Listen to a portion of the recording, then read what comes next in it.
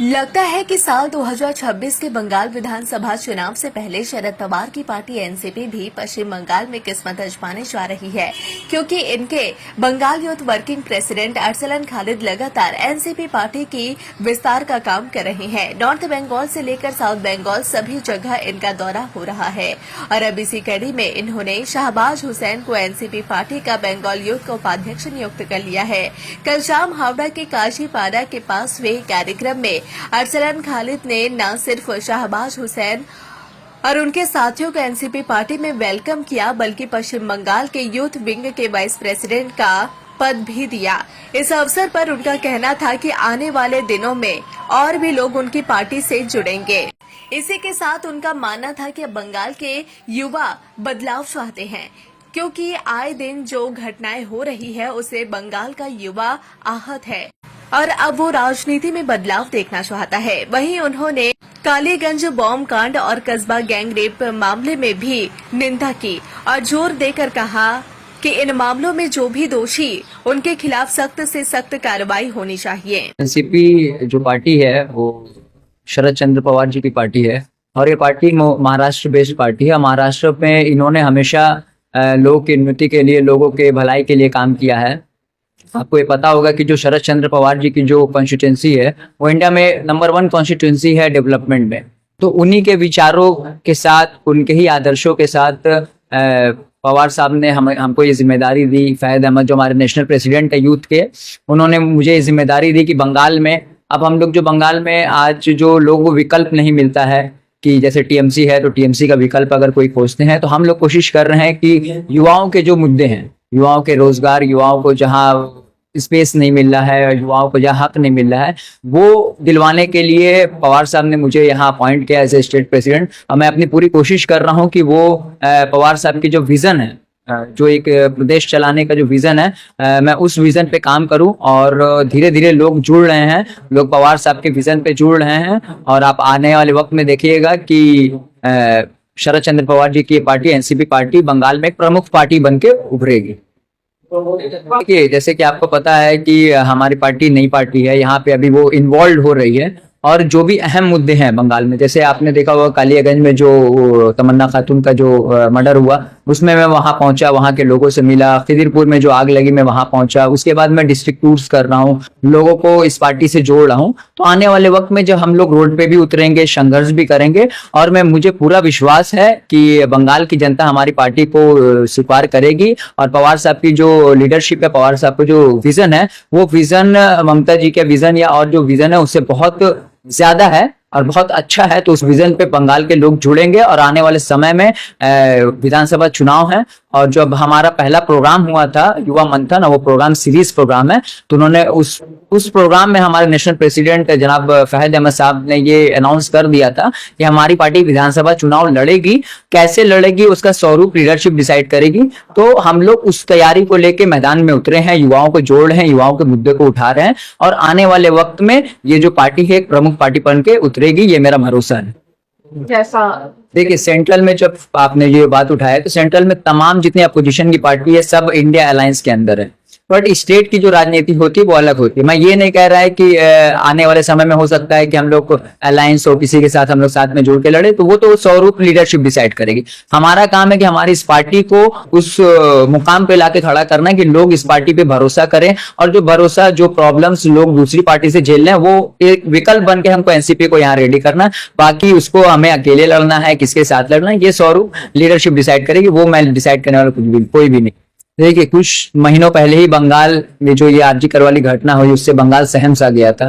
उसके बाद परसों जो ये घटना हुई साउथ कोलकाता लॉ कॉलेज में, जो एक लॉ स्टूडेंट के साथ जो रेप का, बहुत क्या बोले, रेप जो ऐसा, ये रेप एक ऐसा जुर्म है ना जो बहुत घिनौना जुर्म।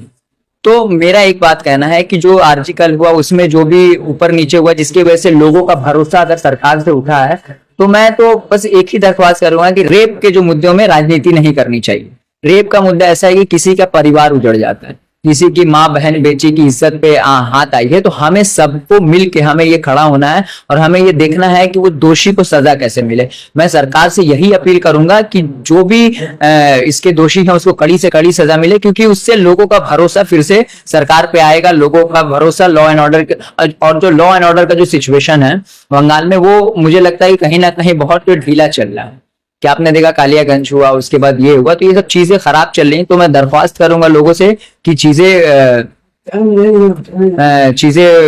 फिर से सही उसमें आए, और जो बंगाल में जो भरोसा है, जो यहाँ के लोगों का भरोसा है, वो भरोसा फिर से बना रखे।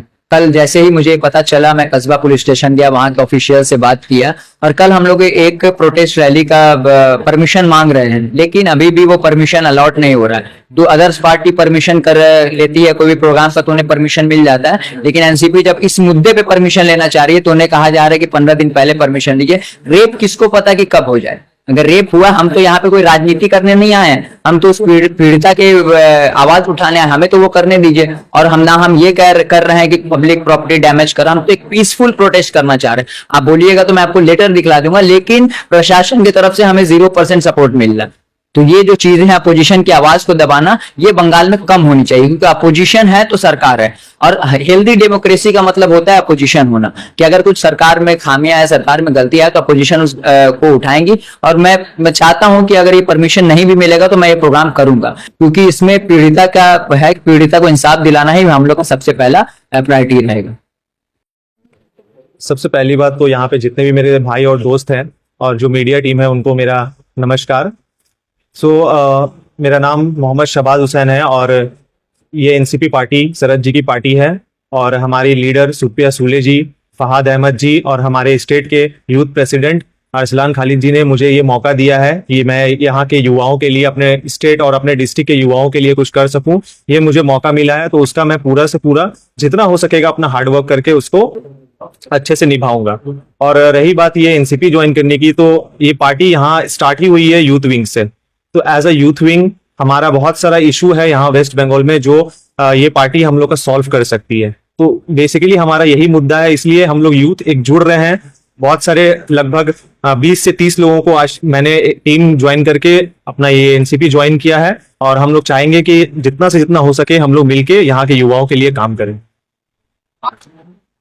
मैं एकदम टोटली डिसएग्री नहीं करूंगा कि वो काम नहीं कर रही है, काम कर रही है, बट वैसा नहीं कर रही है जैसा करना चाहिए। आप बंगाल का हाल जानते हैं, यहाँ क्या अनएम्प्लॉयमेंट का कितना रेट बढ़ गया है, यहाँ पे एजुकेशन में भी बहुत सारा ये आ गया है। तो फिर वो सबको सॉल्व करने के लिए इंसान के पास कोई विकल्प नहीं है, तो हो सकता है कि एनसीपी उनके लिए एक विकल्प हो, यहाँ के युवाओं के लिए एक विकल्प, बेहतर विकल्प साबित हो।